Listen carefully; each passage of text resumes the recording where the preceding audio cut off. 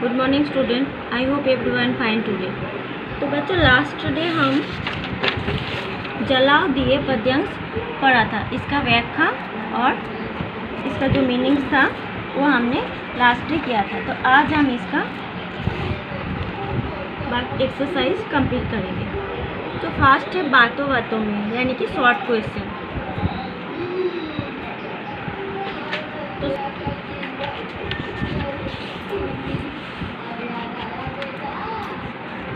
कवि किस बात का ध्यान रखने को कह रहा है?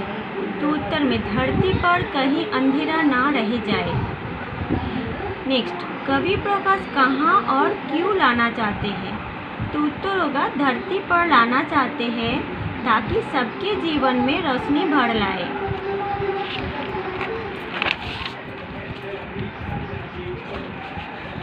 नेक्स्ट क्वेश्चन, कवि उषा को जाने और निशा को आने देना क्यों नहीं चाहते?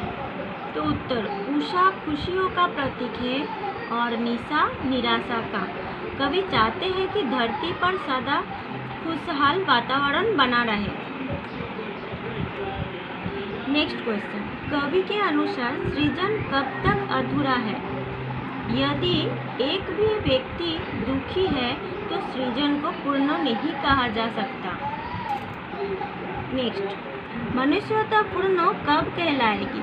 जब युद्ध, हिंसा और अशांति का वातावरण खत्म होगा तभी मनुष्यता पूर्ण कहला सकती है।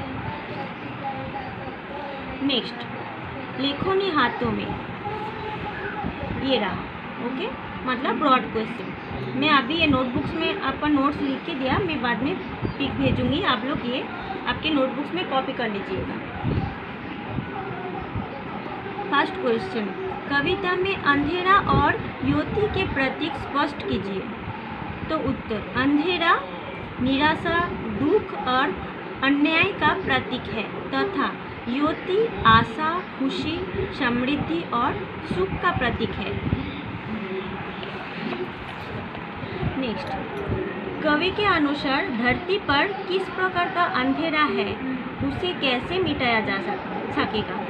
तो उत्तर आएगा, कवि के अनुसार धरती पर गरीबी, असमानता, अशांति जैसी समस्याओं का अंधेरा है। इसे समानता, न्याय, सद्भावना के साथ मिटाया जा सकता है। नेक्स्ट क्वेश्चन, मनुष्यता के विरुद्ध कौन सी ताकतें खड़ी है? उन पर कैसे विजय पाई जा सकती है?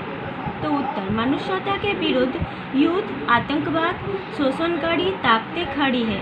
उन पर विजय तभी पा जा सकती है जब मनुष्यता के मूल्यों में विश्वास करने वाला लोग एकजुट होकर कार्य करें।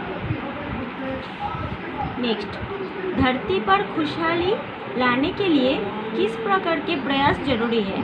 तो उत्तर, परोपकार के कार्य, सेवा, सहयोग, सद्भाव का संदेश फैलाकर। नेक्स्ट, इस कविता का मुख्य संदेश अपने शब्दों में लिखिए।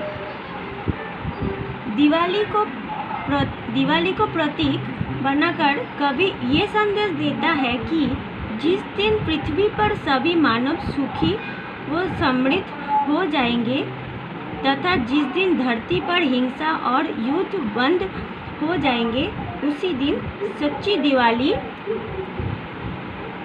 होगी। नेक्स्ट है समझ के धागे। इसमें है कविता से उद्धृत निम्नलिखित पंक्तियों के भाव स्पष्ट कीजिए। यहाँ पे जो पंक्तियाँ दिया है इसका भाव आपको उल्लेख करना है।